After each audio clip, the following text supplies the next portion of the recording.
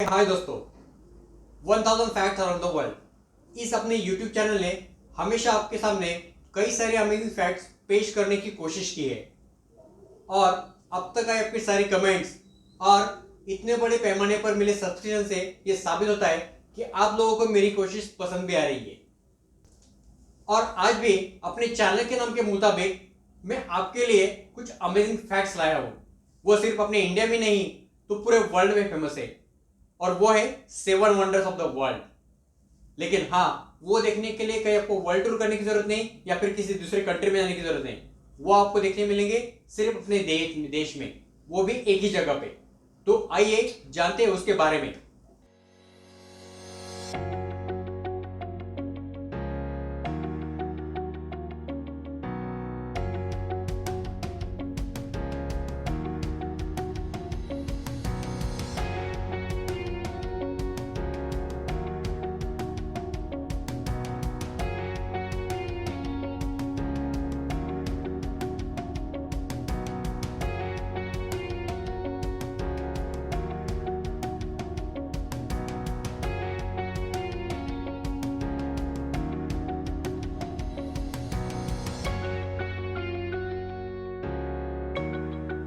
भारत अपने समृद्ध और विशाल सांस्कृतिक अनुभव के लिए जाना जाता है, जिसने दुनिया भर के लोगों को आकर्षित और मंत्रमुग्ध किया है। हालांकि बढ़ते शहरीकरण और औद्योगिकीकरण के साथ देश कई समस्याओं से ग्रस्त हो गया है और एक कुशल कचरा प्रबंधन उनमें से एक है। यह अनुमान लगाया जाता है कि हर साल 62 मीट्रिक टन कचरा उत्पन्न होता है, जो वर्ष 2030 तक दोगुना हो जाएगा। मौजूद कचरे में से 30% कचरा रियूज होता है, तो बचा 70% कचरा स्वास्थ्य और पर्यावरण के खतरों को भड़काने वाले डंपिंग ग्राउंड में पहुंचाया जाता है। लेकिन जहां कुछ भी संभव नहीं था, वहीं पे सॉलिड वेस्ट कचरे का रिसाइकलिंग और रीयूज करके सुंदर कलाकारी के लिए इनोवेशन और क्रिएटिविटी ने हमेशा समाधान प्रदान किया है। दिल्ली भारत का राष्ट्रीय राजधानी क्षेत्र है और इस देश का दिल भी माना जाता है। इसमें कोई संदेह नहीं कि शहर अपनी समृद्ध संस्कृति और विरासत के लिए लोकप्रिय है। शहर में कई ऐतिहासिक स्मारक, खूबसूरत बगीचे इत्यादि है। हाल ही में दिल्ली की सूची में एक नया थीम पार्क भी जोड़ा गया है, जो काफ़ी आश्चर्यजनक है और एक अलग विषय पर आधारित है, जिसका नाम है वेस्ट टू वंडर। इसका उद्घाटन गृह मंत्री राजनाथ सिंह ने राजीव गांधी स्मृति वन में 21 फरवरी 2019 में किया था। स्वच्छ भारत अभियान मिशन के भाग के रूप में साउथ दिल्ली म्यूनिसिपल कॉर्पोरेशन और राज्य द्वारा संचालित हॉर्टिकल्चर डिपार्टमेंट की एक नई पहल है। रिसाइकलिंग और रीयूज के आधार पर पार्क में रखे गए प्रसिद्ध 24 प्रतिकृतियां नगर निगम कार्यालयों से प्राप्त किए गए पुराने टाइपराइटर, उपकरण, पुराने बेंच, मेटल स्क्रैप आदि जैसे रीयूजेबल सामग्री से बनाई गई है। दुनिया के 7 अजूबे अगर अपने ही देश में एक ही जगह देखना है तो आपको दिल्ली के वेस्ट टू वंडर पार्क का रुख करना चाहिए। निजामुद्दीन मेट्रो स्टेशन के पास बना पहला वंडर पार्क दर्शकों के लिए खोला गया है और इस पार्क की खासियत है कि यह 150 टन कचरे से बनाया गया है और इस 150 टन में से 90 टन औद्योगिक वेस्ट और जंक ऑटोमोबाइल्स के पार्ट थे। तो आइए जानते हैं इस अनोखे पार्क से जुड़ी कुछ दिलचस्प बातें।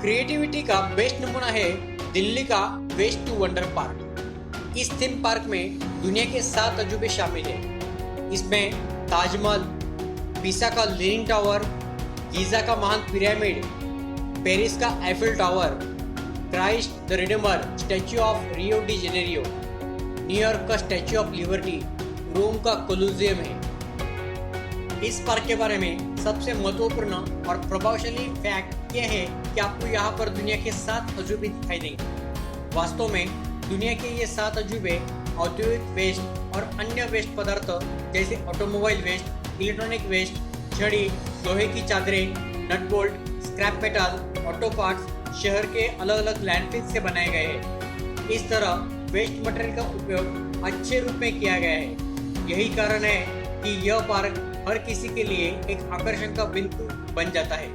और हाँ, यह अपने आप में एक अनोखा भी है। साउथ दिल्ली म्यूनिसिपल कॉर्पोरेशन यानी कि SDMC को यह पार्क बनाने का आइडिया बद्रीनाथ की दुल्हनिया मूवी देखकर आया था। इसमें कोटा के 7 वंडर पार्क की झलक दिखाई थी। 7 एकड़ भूमि क्षेत्र में यह पार्क का निर्माण 6 महीने के भीतर किया गया है। पार्क के विकास में लगभग 150 टन स्क्रैप, 5 कलाकार, 7 सहायक कलाकार, 70 वेल्डर्स और हेल्पर्स का उपयोग किया गया है।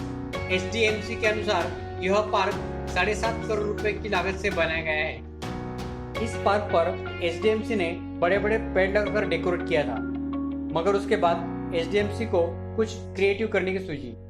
फिर उन्होंने श्री नितिन मेहता को 7 वंडर बनाने का कार्य सौंपा। नितिन मेहता एक आर्ट स्पेशलिस्ट है और येवाड़ू आर्ट के मैनेजिंग डायरेक्टर भी है।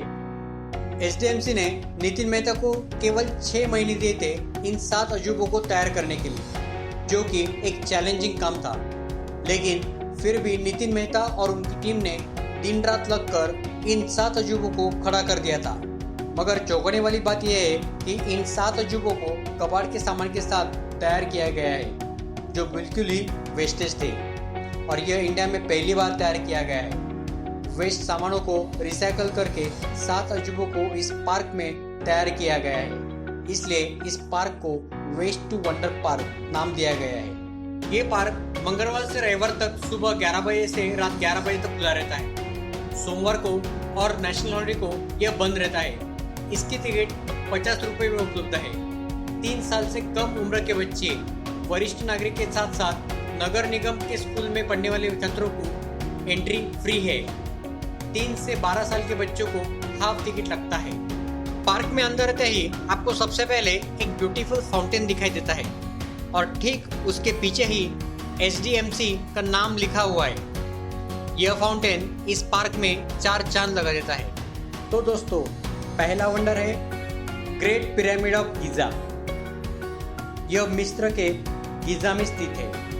इसकी हाइट 23 फीट है और इसकी ओरिजिनल हाइट है 455.4 फीट। यह पूरा पिरामिड वेस्ट मेटल एंगल से बना हुआ है। यह स्ट्रक्चर बना है पार्क के पुराने लोहे के रेलिंग एंगल से, जो एक दूसरे को वेल्ड करके बैठाए गए हैं। इस पिरामिड का टॉप पार्ट बना है ट्रक के स्क्रैप मेटल शीट से। यह स्कल्पचर बनाने के लिए लगभग 12 टन स्क्रैप का यूज हुआ है और इसे सिर्फ 80 दिनों में बनाया गया है। इस पिरामिड को देखने के लिए यहाँ पर हर साल 1 करोड़ 40 लाख लोग विजिट करते हैं। टूरिस्ट विजिट के हिसाब से देखा जाए तो नंबर 1 पे है ग्रेट पिरामिड ऑफ गीज़ा। यहाँ पर हर साल सबसे ज़्यादा लोग इसी अजूबे को देखने के लिए आते हैं। सेकंड वंडर है लीनिंग टावर ऑफ पिसा। यह इटली के पिसा में स्थित है।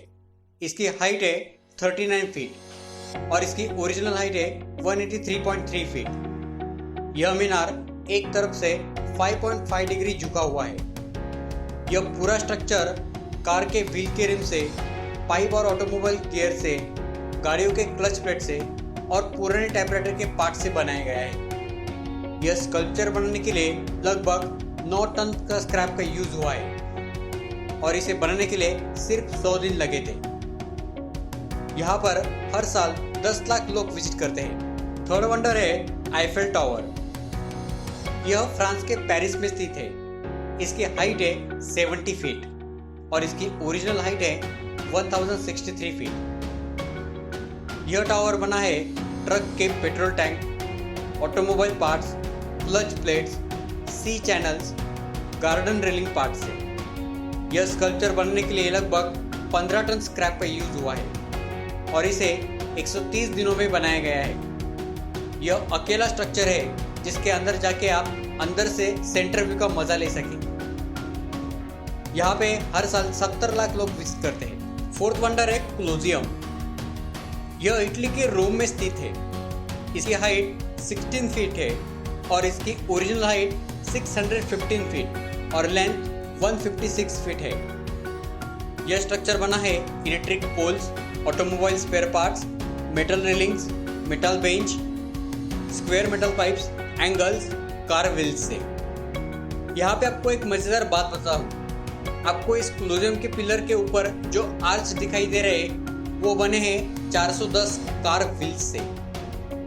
इस स्कल्पचर को बनाने के लिए 11 टन स्क्रैप का यूज किया गया है और इसे 100 दिनों में बनाया गया है। इस अजूबे की और एक खासियत है कि इसके अंदर एक टाइम में 65,000 लोग समा सकते हैं।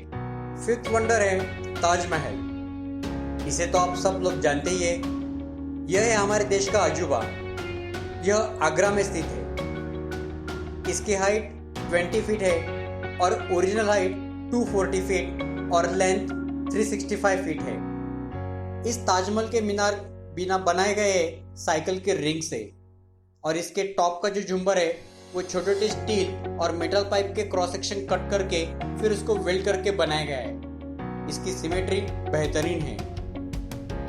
ताजमहल के आगे उन्होंने आर्टिफिशियल ग्रास का कारपेट बिछाया है जो दिखने में बहुत ही अच्छा लगता है।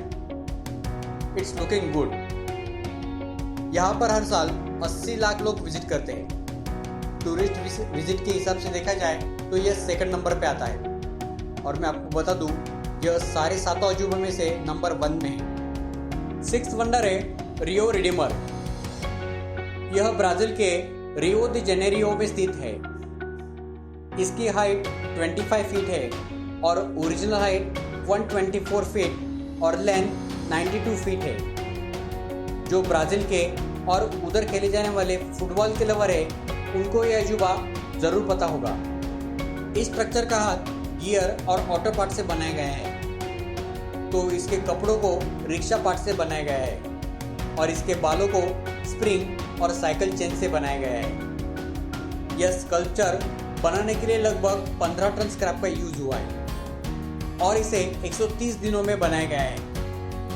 यहाँ पर हर साल 18 लाख लोग विजिट करते हैं। 7th वंडर है स्टैचू ऑफ लिबर्टी। यह यूएसए के न्यूयॉर्क में स्थित है। इसकी हाइट 32 फीट है और ओरिजिनल हाइट 305 फीट है। यह लास्ट वंडर है और पार्क में आपको इसे लास्ट में ही दिखाई देगा। इस स्टैचू ऑफ लिबर्टी के हाथ में जो मशाल है वो बनाई गई है टायर रिम से, तो स्टैचू के बाल बनाए गए साइकिल चेन से। तो उस स्ट्रक्चर का बेस बना है पाइप और कार पार्ट से। यह स्कल्पचर बनाने के लिए लगभग 4 टन स्क्रैप का यूज किया गया है और इसे 90 डेज में बनाया गया है और यहाँ पर हर साल 45 लाख लोग हर साल विजिट करते हैं। ये सब स्ट्रक्चर एक एंटी रस्ट इनेबल के साथ कोटेड है और एक पत्थर की नाल के साथ प्रदान किए जाते हैं। प्रत्येक में मुख्य रूप से स्क्रैप सामग्री जैसे ऑटोमोबाइल पार्ट्स, साइकिल चेन, पुराने पाइप, लोहे की चादरें, नट बोल्ट आदि का उपयोग करके डेकोरेट किया जाता है और ताजमहल पर तो लेजर कट टेक्नोलॉजी का उपयोग करके डिजाइन बनाई गई है। यह एक इको फ्रेंडली पार्क है। इसमें एसडीएमसी ने 1 किलोवाट की 3 विंडमिल, 5 किलोवाट के 3 सौर पैड और छत पर पैनल लगाए हैं जो 50 किलोवाट की पावर को पैदा करते हैं और एक्स्ट्रा इलेक्ट्रिसिटी से रेवेन्यू कमाने के लिए ये बिजली वितरण कंपनियों को बेची जाएगी। एसडीएमसी ने अपनी अक्षय ऊर्जा पर चलने के लिए इस थीम पार्क को पर्याप्त रूप से आत्मनिर्भर बनाया है और इसलिए कूड़े कबाड़ों से महान कलाकारी का ये एक अनोखा उदाहरण है। यह वेस्ट टू वंडर पार्क लोगों को काफी आकर्षित कर रहा है। फिलहाल रोज 1 से 1.5 हजार लोग इस वेस्ट टू वंडर पार्क को देखने पहुंच रहे हैं और शनिवार और रविवार को यह आंकड़ा 2 से 2.5 हजार तक पहुंच रहा है। उत्तरी नगर निगम के आयुक्त वर्षा जोशी ने कहा, वंडर पार्क ने टिकटों की बिक्री से 2.7 करोड़ की कमाई की है। इसने एसडीएमसी को अपनी अगली पहल की योजना बनाने के लिए प्रेरित किया है जिसे भारत दर्शन पार्क कहा जाता है, जो उसी बेस पर होगी और साल के अंत से पहले शुरू करने के लिए तय की जाएगी।